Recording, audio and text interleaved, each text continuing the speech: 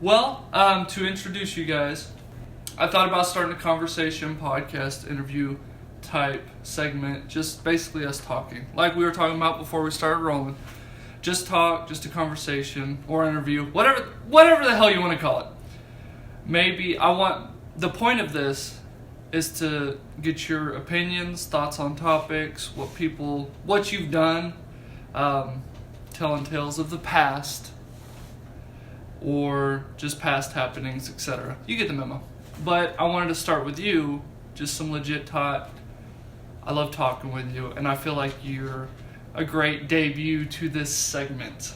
I'm with an artist, a parent, a career woman, mentor, and now author. You are quite a woman. I am with Cheryle Prince-Porter. Hello. Oh. Now, let's see, where do we want to start? We will start with, tell us about yourself. Well, I grew up with a great father. He was a single parent with 4 girls. Oh my heavens. And he was very active in our lives. He was my hero. I was the oldest of the 4 girls. Took over kind of like the female mentor of my sisters. Went through school.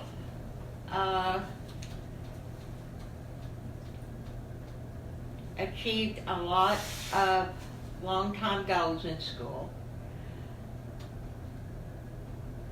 Played tennis. My partner and I did. Our record was not beat. It took over 55 years before our record at the high school was beat. In tennis? In tennis. Wow. In the state. And then when I married, went to school, college, single parent, then became a single parent with 2 great kids. We were the 3 musketeers, where you saw one, you saw the other 2. We actually grew up together. Kids were great. They achieved everything that they needed to in school, which made me very proud. They never got in trouble. They were very active in their church. My son achieved great achievements in school. They both went to school to Baylor University. And as a parent, sending your kids to a good school was my goal. And when I started teaching school, when my daughter was 6 months old, I taught in public school in my hometown in Greenville, Texas for 18 years. Then my daughter and my son both went to Baylor. And then graduated. My son's a coach and a teacher. My daughter graduated. She was a teacher and became parents of a set of twins. Ended up just being a parent. She had a very expensive diploma on the wall to be a babysitter. But she did well.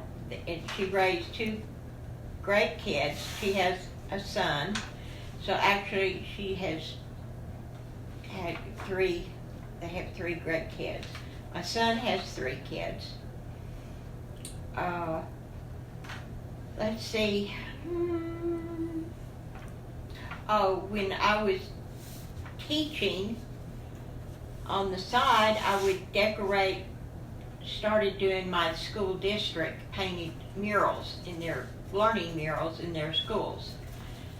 And that became my main source because when I went back and got my master's, I only made $76 more a month with a master's degree. It's not worth it. And it costs more to go.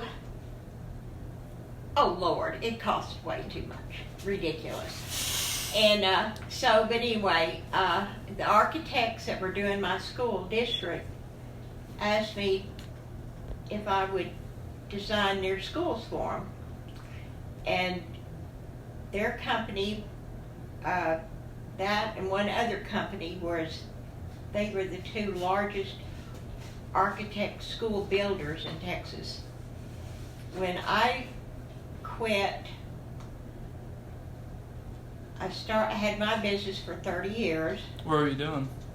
I was designing murals, educational murals, logo graphics in schools, worked with the architects on schools in Texas, freelanced with some schools in Texas, and when I quit, I had painted over 3,800 schools. And then when I moved up, to Arkansas,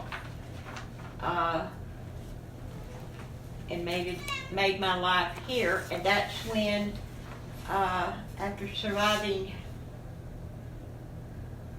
cancer surgeries, 2 major ones, and then treatments over 10 years, over 20 years, I've had over 10 rounds of treatments, and will always have to have treatments. And just adjusted to that. But after one of the major surgeries, I was restricted to being a couch potato, and I cannot sit still. And something bothered me. When I was in high school in the 60s, we had to read a series of literature classics. And the one that bothered me the most was Wuthering Heights by Emily Bronte. And the character was about certain characters, but the main character was Heathcliff. And I never felt that he was treated fairly. But you have to think about when Emily and what motivated her to write that book, and it just seemed like it was incomplete. And so I just started, and it took me 8 years to write The Vault, Heathcliff's Reprieve. And I found a great publishing company. It was Newman Springs Publishing Company, and my publisher is James Gordon, and he's been very supportive. And the reading clubs that were I gave sections of my book to, and they'd want the next chapter. They couldn't wait to get everything finished. And so as soon as that the last editing's been submitted, and as soon as we get that, and I okay the illustrations, the front book illustration, I believe, is complete. I like the way it looks. So my spare time is either working on fine art pieces or decorating my hometown here in Arkansas. So would you call that your hobby? No, it's not a hobby. It's a way of life. It's a way of life. It's my way of life. A hobby is an insult to an artist. You never use the word hobby to an artist because of the amount of work and detail and training that goes into an art piece. I was blessed for 7 years when I was back in Texas, in my hometown. I did the Easter drama, and I actually would construct Jerusalem in our sanctuary, and it took a whole month to build the sets and to do what I needed to do, and I would take a break from doing my schools and just concentrated on the drama. And during one of the years when I did the drama, there was some paintings done that is called The Journey, and there's 7 paintings. They're 4 feet by 6 feet of our walk with Christ, as well as Christ walk to the cross and bringing us to Him. And the journey is, they're fine art pieces. They've been shown and displayed in museums. And I have them now because they need to be, it's time to restore them and get them ready to, hopefully, I will get them ready for another large display. Maybe in Crystal Bridges will display the pageant. When's that? As soon as probably another year, because it's going to take it only took me 7 days to do the original paintings. Mm-hmm. But now to do them to another level, and I have to go back to Texas to buy my supplies because I want to build the set like I did for our drama, and I'm going to have to take a U-Haul to go back to bring my materials up here. So as soon as I get it proposed and given to the director down there at the museum, hopefully they're going to want the whole set, Sure. Jerusalem set, built up. So the paintings, that's their background, is Jerusalem. Huh. So when the cross is erected on the mountain, it's 13 feet above the audience. So it is, Pretty good size. it's a humongous project. And Well, I wish you best of luck on it. uh, Sounds exhausting, honestly. well, it isn't until it's all over with, and then I just crash. Yeah. But when I work on projects or work on a specific thing, it's all out. Everything is out until I get through, and then I crash. Oh, really? And then it takes a while to get it done. My associate pastor, Terry White, told me, he said, I've learned not to ask questions when an artist is talking. Just let them ramble. And then when it's all over with, it'll make sense. So he was great.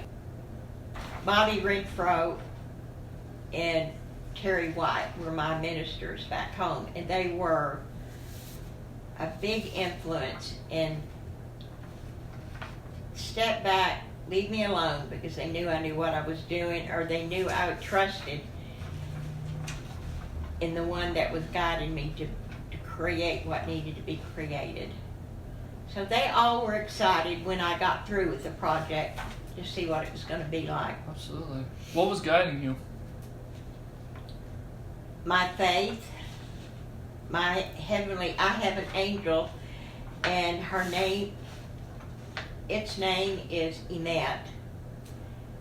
And I have gotten to know Emet through it's been with me since my very beginning when I first became a single parent. It was very hard. And at 2 o'clock in the morning, we'd wake up and I would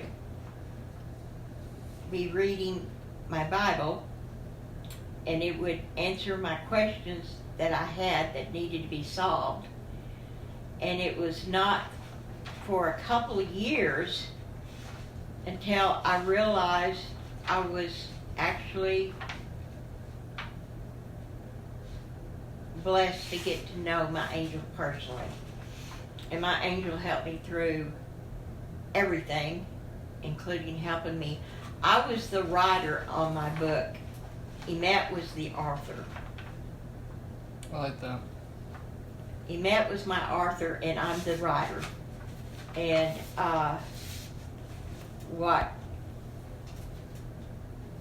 I just feel like it's going to soar just like it's supposed to when you're giving a heavenly host gives you, and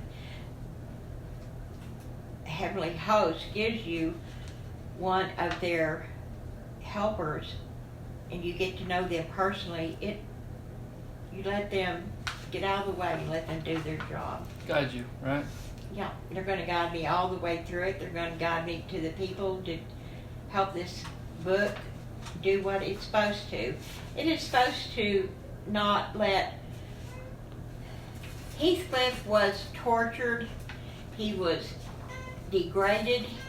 He was a failure. He never felt like he achieved anything. He never really understood what love was, the responsibility of love, obligation.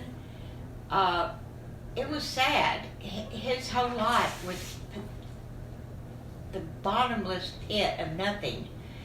And I never felt that is where my father taught me, you never, never give up. And so I never, even how hard it was for me to give up? I never could give up. I never gave up. And that's what got me through to help raise my kids and provide for them. And they were my blessing. They were my blessing and are my blessing in life. So, yes, it's exciting. The reprieve of Heathcliff, I believe, is the reason for Emily's rock. It's an biography of an autobiography of a literature character. And even though he was fictional, he represented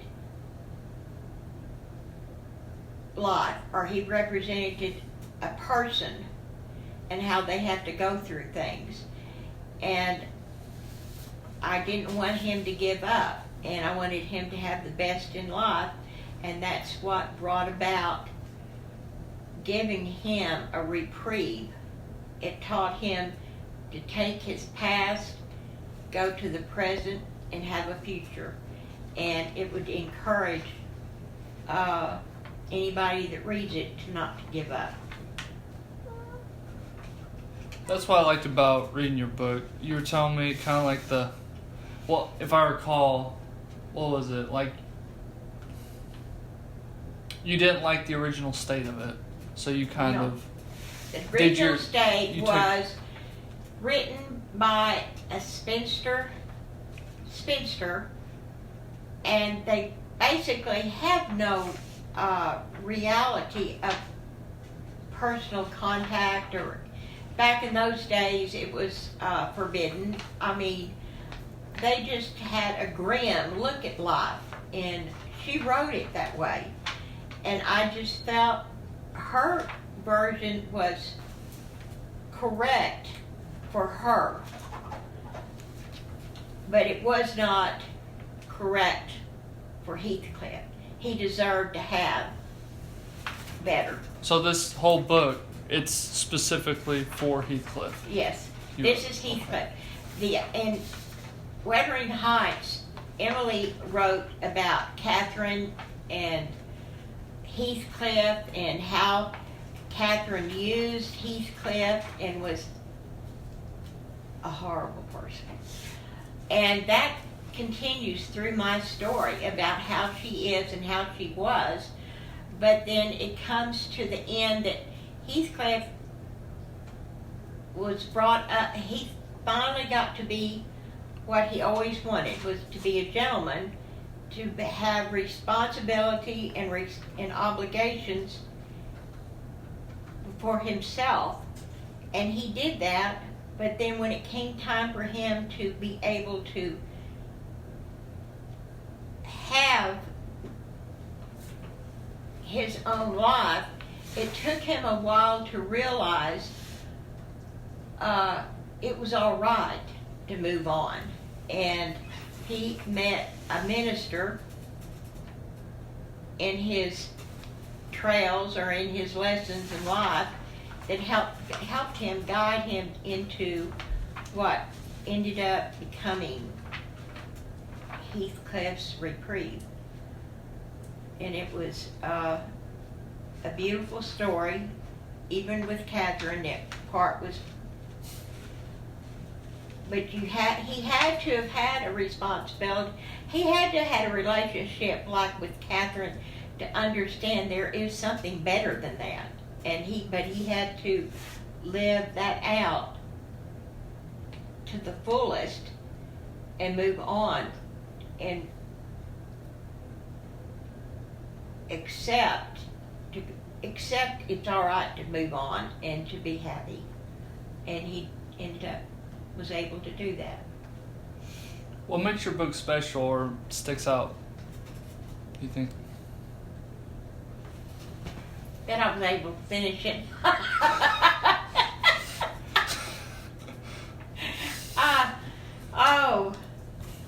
I don't know. I can read that book, and even as many times as I've had to edit and read and read, I've got 2 55-gallon drums full of paperwork in writing this book.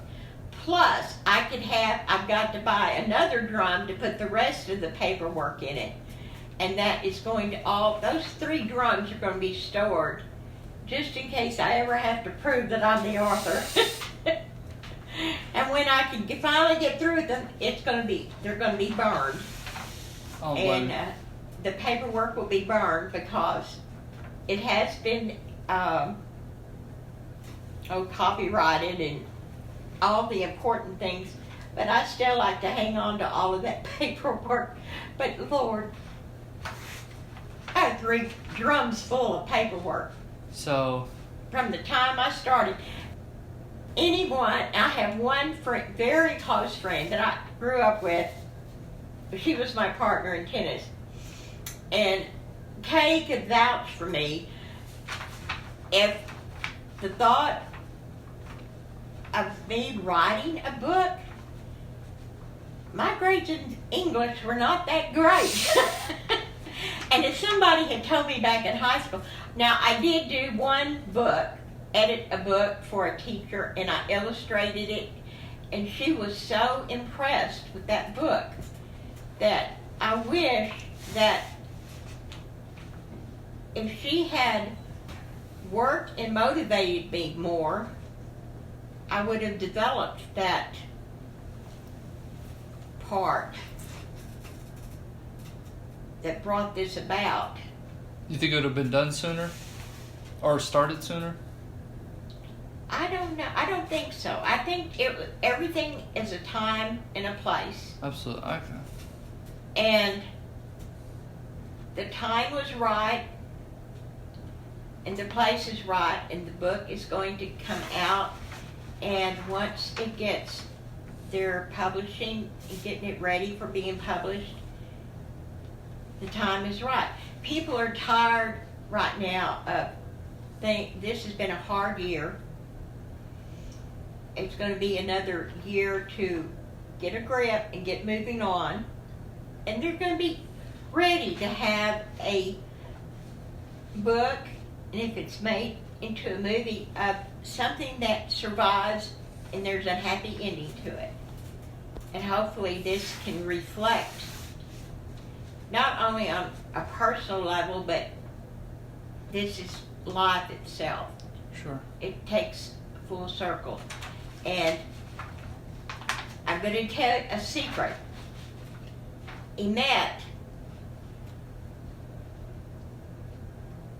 is my guardian angel. Yeah. That's her name.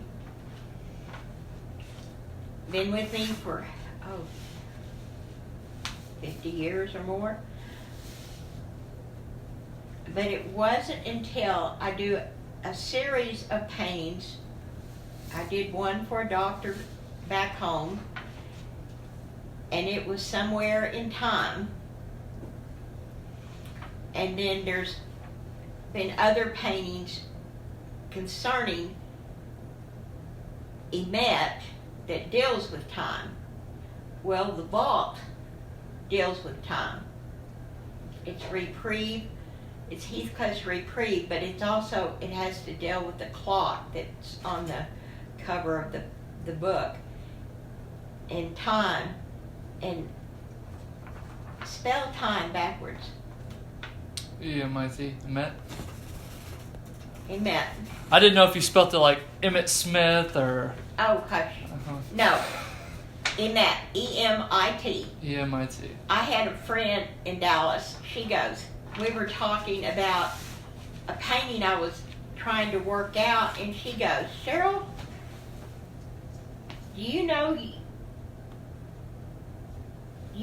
the name of your angel? And I'm going, what? And she goes, and then she's the one that pointed it out. She said, spell it backwards. Oh, I just nearly went to my knees. It made sense. It made sense about anything that I do. Everything, there's a time and a place for everything. And when it's time for it to happen, it'll happen. So, that kind of boils it down to it. Well, I'll move on. Now, when you were talking about, you read a series of books and this one kind of stuck out that you didn't like. So, was this your first book idea? Why'd you pick this one? Well, I didn't like. I never did like how when in high school and he just gave up. I mean, and that you're not supposed to do that. And I didn't like. And my English teacher, bless her heart, she was when I was in high school, there was a large group, even junior high, of teachers that were old maids.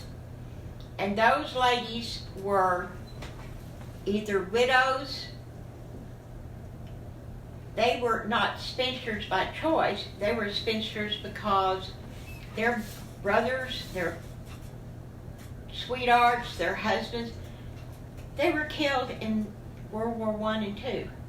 And that's what turned them, that's why there were so many old spinsters back then. And it wasn't their choice, it's just back then they didn't, if they lost a loved one, they didn't move on. Most of the time they just accepted that they were going to be old maids. Yeah. And my English teacher was, the summer that my senior year, I thought, I want to play my senior year. And I wasn't going to worry about not passing English. Sure. So I took summer school. And so the 5 of us girls that were closest friends decided we were going to take English together. And we were so glad because we knew the senior English teacher, which was Minnie Lee Smith, harder than a nail. She taught senior English. And you just trembled when you thought you were going to have her for a teacher. So we smartened out and we decided we were going to take it during the summer school and we didn't have to have her. Sure. Who walks in our classroom? I'm doing it every time. Minnie Lee. And we all just kind of dropped our jaw. But because we got to spend not an hour with her, we would start our class like at 8 o'clock in the morning, and it got to where we discussed our literature, stories. She was great with English literature. And we talked, and she said, it's best to have loved and lost than never to have loved at all. And that's when we found out that, her family originally was from England. her father was in the military. He sent his wife, Minnie Lee, a sister, a younger brother, back to the States. And he and his oldest son stayed, and they were killed. And probably Minnie Lee's sweetheart was in England, but he would have been about that age for military. And so we'd end up staying in school. We'd eat lunch together. We would go and we'd sit and talk. We'd go at 8 and we wouldn't leave till 2 or 3 o'clock. And when it was summer school was over with, we were still going up there and meeting with her. She was that good. And it just stayed with me. There was just something about that book and that story that always stayed with me. And then I thought, well, I got to start writing about something. And I always wanted to make a short story or something to make him happy.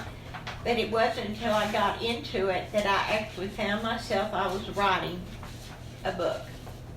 So this started out as a short story? I started it out like a short story, and what it was, the short story ended up being an outline, and I went in and filled in each topic, became chapters, and the thing grew from maybe 300 pages to Oh no! Don't give me 1,300 pages. Oh, I remember. It's a novel. Yeah. Well, here, let's get back on the book. What was your favorite character? I'm assuming it's Heathcliff. Yeah. Do you have a least favorite?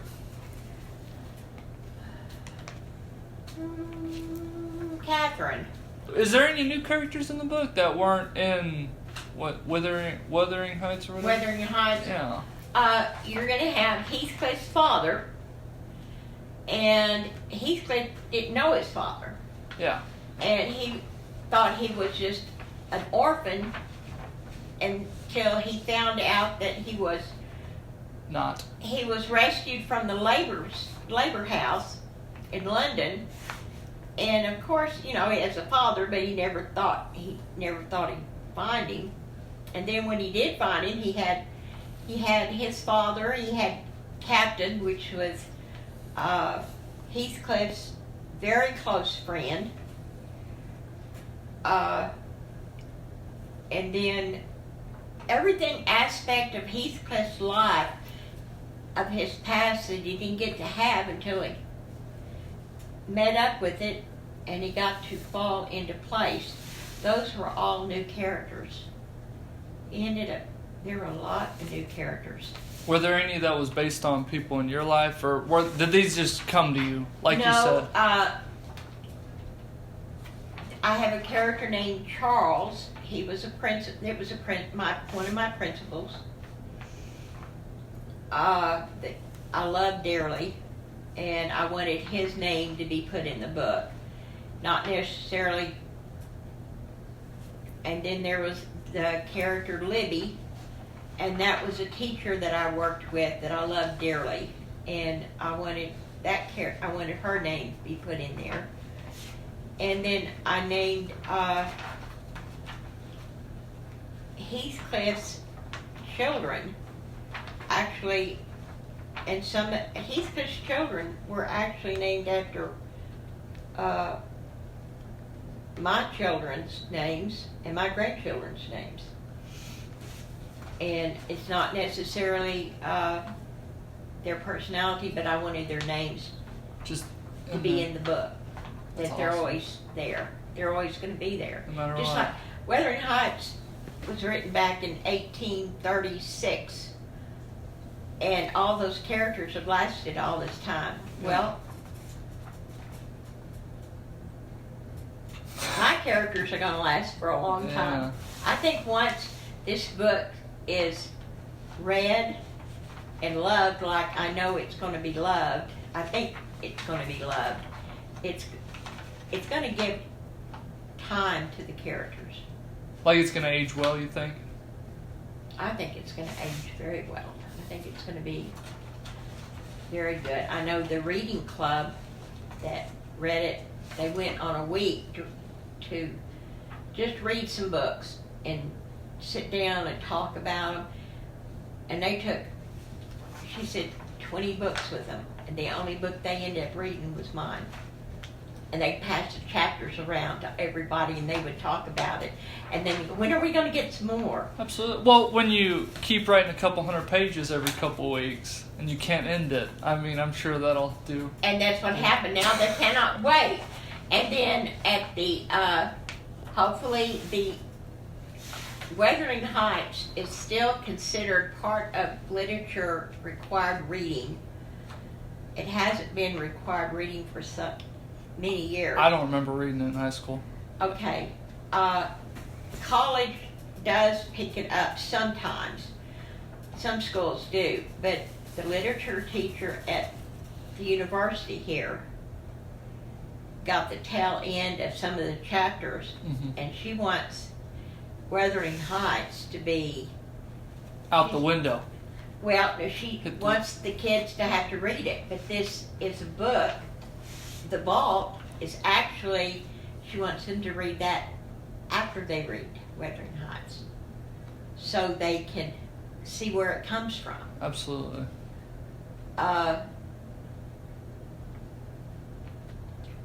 The book, The Vault actually gave Wuthering Heights, it's for a full circle in substance. It had to make a full circle, and The Vault made that happen. And it filled in a lot of empty space, I'm sure. It filled in all the spaces that were left between each number that's on the clock. The Vault filled in each of those empty spaces between numbers. And when it came about and finished, it made them all come full circle. If there was anything about your book that you'd change, anything, what would it be? If not, you can. Yeah. Anything, there's a couple of chapters I would have added on to them. I would have added on to, but it wasn't necessary for the book to be as complete as it is. Do you know when it'll be out? Or is there still no confirmed? No, it's probably going to be published probably in March. The printing company or publishing companies come out at a certain time, and it's already past this cycle, so it'll either be come out in March or come out the next cycle, which is I think in June or July. You know where people could pick it up if they wanted to get the book? It's going to be available at Amazon, Barnes & Noble. They can tweet or go on... They can tweet? Tweet. They can go on, look up Newman Springs Publishing Company and see where it would be available. Okay. How? When did you start writing it?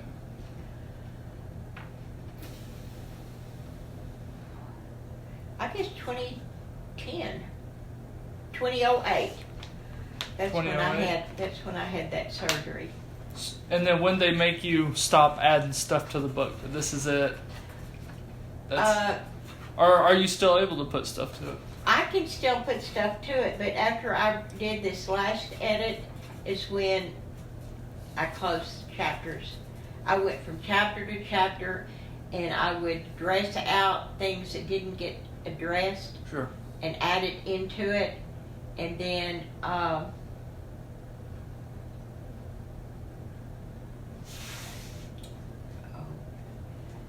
forgot how many more pages I added this last time. But by the time I got through with it, I went from line to line, editing, and chapter to chapter. I made sure that it was completed like I wanted it, and then that was it. When I sent it to him this last time. When was this last edit done? This final edit was done in this past October. So you completely concluded it in October. October 2020. October 2020. What was the process like now that it's completely wrapped up? I would have never. I'm really surprised. I learned how to use the dictionary. I loved reading. I would find myself actually just sitting and reading the dictionary. You're not the first person I heard say that. Because when I was in school, they didn't teach you to go use a dictionary, look it up. Yeah. They didn't teach you how to use a dictionary for learning purposes. If I was a teacher, I would have each kid at the end of the year, beginning of the year, give me an idea of what they would write a book about. After every month, they would have to add on to it. And by time midterm, by the end of the year, your grade is going to depend on your short summary or your short story. And they would have to learn to use how to use the dictionary. The dictionary is a great tool. And that was never taught when I was in school. It was just that big book over there on the counter. What was the most challenging part of the book? Getting it finished. What? Finishing it. No, completing it. I cried when I finished it. The most challenging is not to leave anything out that I wanted to stress on the characters. I made sure each character got to have their own time. It's just not one story. It could be all the characters are part of the story that made the story. What'd you learn from this experience? 12 years? Yeah, I had dyslexia really bad with numbers and letters. And I stuttered through grade school. And that stepped me back to where I didn't want to be outgoing or to really, I kind of was a shadow. And then my dad is the one to help me pull myself out of that. But I just had an outgoing, friendly, everybody was my friend. My closest friend, Kay, we were partners in tennis. We would get up at 6 in the morning and hit the tennis courts and play 2 hours before we had to go to class. And then if it snowed, we played every day. Snow, we used colored balls. We'd spray our balls. And now they actually come in colors. But back when we played, they were all white. Someone ripped your idea off, huh? Yeah. I bet it was a little kid watching you guys having fun. We'd spray paint our balls so we could see them out there in the snow. Sure. And so, but she goes, Cheryl, you think it's like my friendship with her. She said, you have a deeper love or a feeling for our friendship than I actually do. And that's how I treated everybody I went to school with. Everybody I ever knew. You talk about, we went to Mexico City. My husband and I went to Mexico City. He goes, you have a word written across your front, and it says sucker. They'll spot you a mile away. And kids would just block her. They actually tried giving you their kids in Mexico. Oh, really? And he goes, you're not taking me home.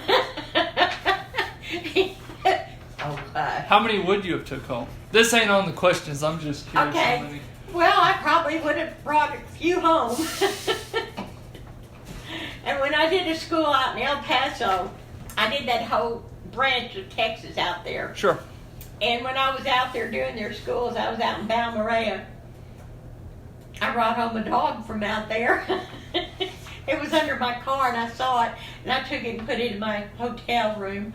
And this lady stayed with me the whole time I was working on those schools out there. And I guess you could call Lady one of those kids out there. But yeah, I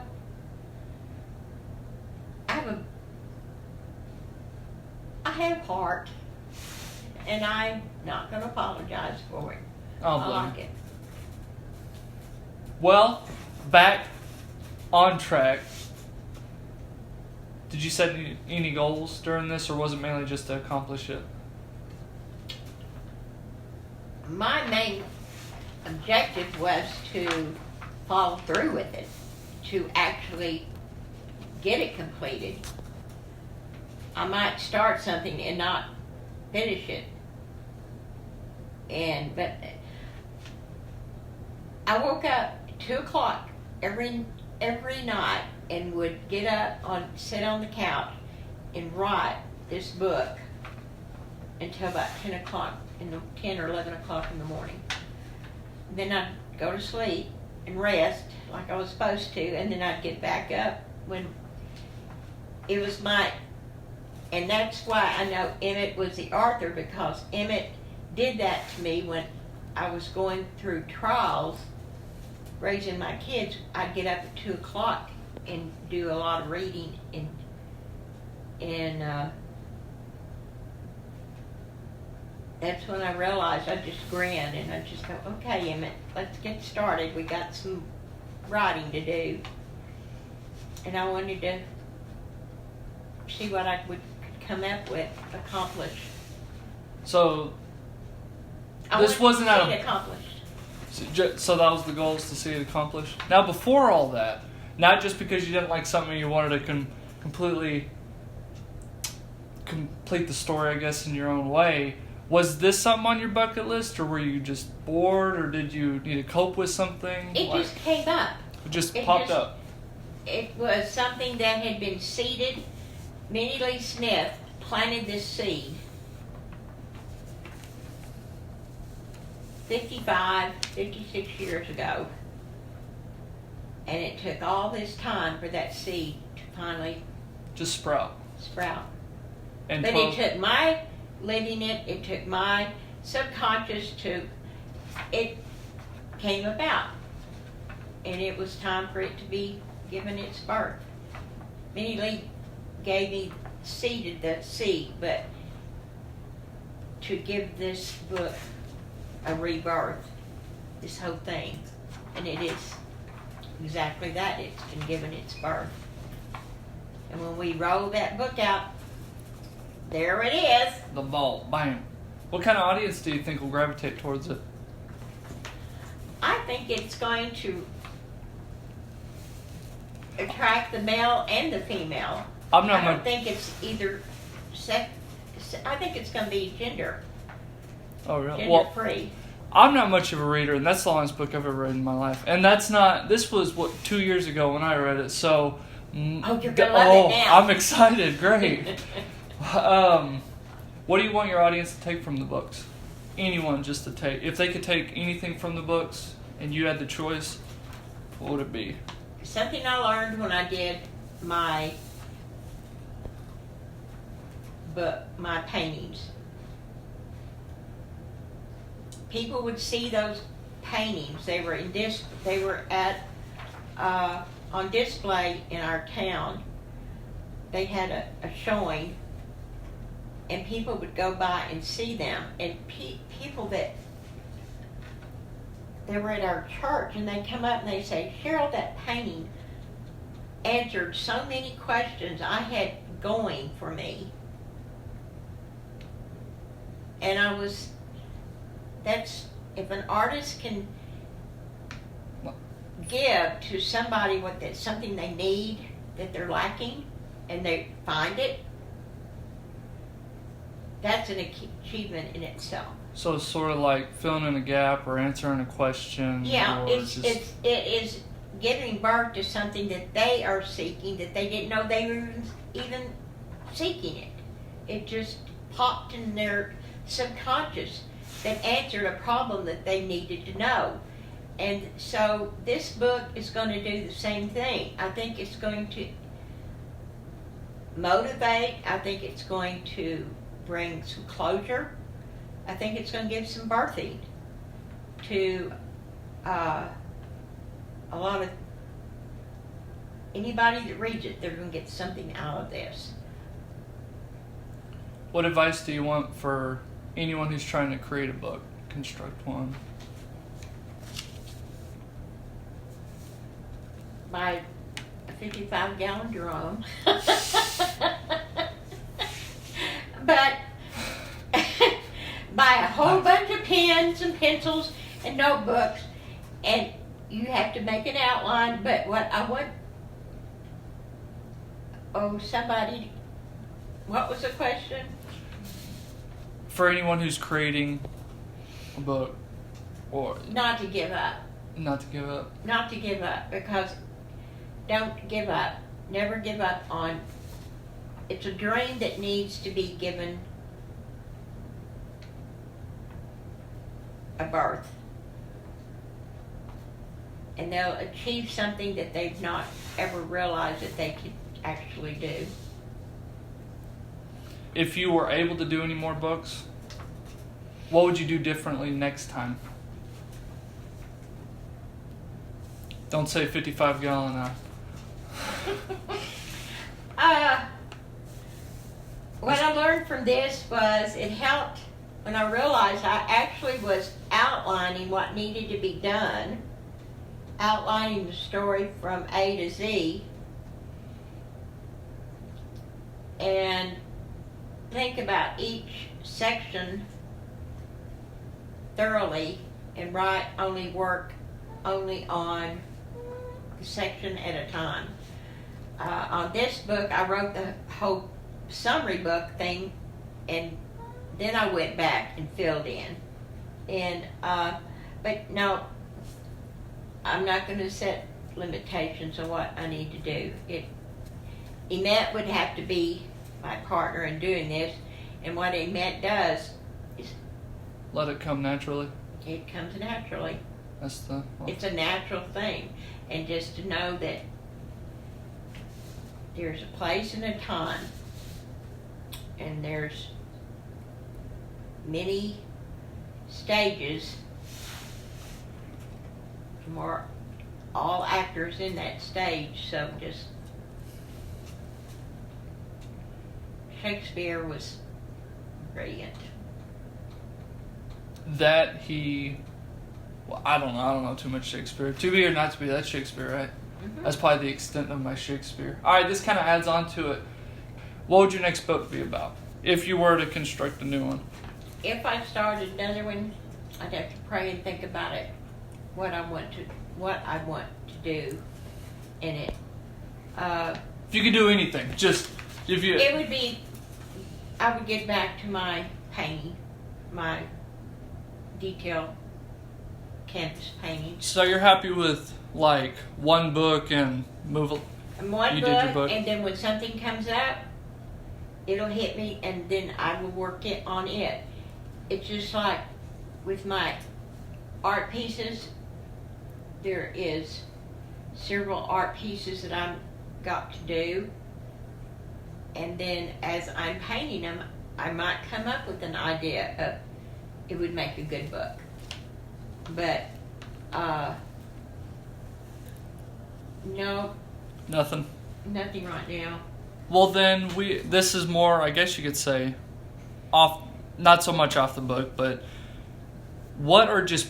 It ain't got to be about the book. What influenced you on the book? People that influenced you in general, like if you would talk to, watch, look at, it just made you want to do something more with your life. Like you just see a person, or you hear a name, or you talk to someone. My father. Now that is probably would be a very interesting book, because he was so involved with so much history and was part of history. I love history. And then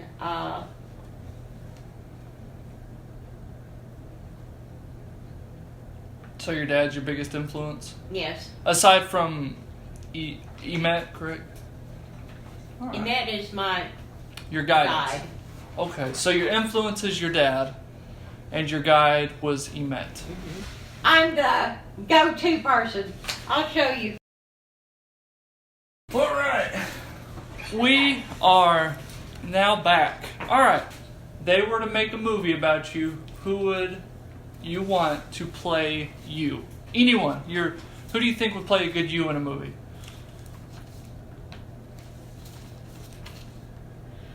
Oh. Kathy Bates. I like Kathy Bates. But I'm not in the movie. I'm not in No. I'm just talking about like if they're all like Kathy Bates. Kathy Bates. That's and a good that's one. who I would want to play Molly. Ooh, that's a good one. I like that. And of course, Richard Armitage has to be Heathcliff. I remember you talking about that. And yeah. then there is a Czechoslovakian actor that would play Dr. Lewis. Be perfect. Those three, and Lee, that would have to be up to the. But I think those three characters that I just named be ideal for those particular personalities. And then you got to have a really good one for his father. Yeah, we'll start with those three. We'll start and with go those. with those three. If you could have tapped into any career aside from what you've done, like you could do it all over again, you can't do what you've done, what would it have been? I would have taught. I would have kept teaching. No, I mean, if you, let's say, I would have gone in a into parallel art universe. somehow, more detailed. They came after me to enroll in Art Institute, and Dad wouldn't talk to him. And he said, that's not a career. And that ended up being my career. So I think I would have changed any part of it. I like every bit of it. You were satisfied with what you've up to this point. That's impressive. A lot of people have applied trouble in that department. No, I'd say. I like everything I've done. I like how I've allowed Emet, God, to move me through to do what I'm doing. And I'm very happy with right now. You have any regrets? No, I can't even say that, because the kids, I gave them everything they needed. They had more than what they needed. I gave them a good life. I might have not been the most poised person that my daughter would have liked for me to be, but she enjoyed it. She has to say that she was never dull. She was never boring. So, no. So no regrets? No. Alright. Any tips you want to pass along? The topic could be about anything. Smile, because you cannot feel bad. You cannot think bad. You cannot not achieve when you have a smile on your face. Just put a smile and it just, I don't know, it just does something to your whole being. Is there anything left on your bucket list if you have a bucket list? Some people don't. Some people do. Get my strength back so I can go hiking more. I want to go do some hiking. Arkansas has got some great areas to hike.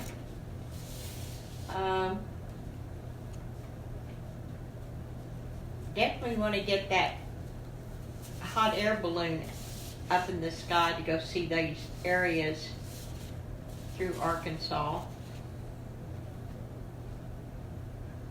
I'm not going to skydive. No? That ain't, no? You don't hop out that? I don't, my knees hot and air my balloon? legs. I don't think I'd ever recover from it. Yeah. The landing is what it bothered me. Well, I mean, that's something to be concerned about. My bucket list. just day by day, finding something new to do that I've never done before. Sure. All right. So. But no, there's not really anything. Just something to keep you busy for. Yeah, my house gonna keep me busy for. I've got kids. I see the next week I'm gonna be very busy. Any shoutouts? My kids are what kept me going. If I didn't have Corey and Ryan, life would have been miserable. I couldn't imagine life without my 2 kids. They made the joy in life. They're a very source of everything. And now, my cats. I never thought I'd have a cat. And now I've got 4 cats. Well, it's just about everything I got. I'd like to thank you for talking about your book. You can. What's the name? The Vault. I'm letting you. I'm trying to. Never mind. The Vault. The Vault. Cheryle Prince-Porter. Thank you for sitting down. I appreciate it.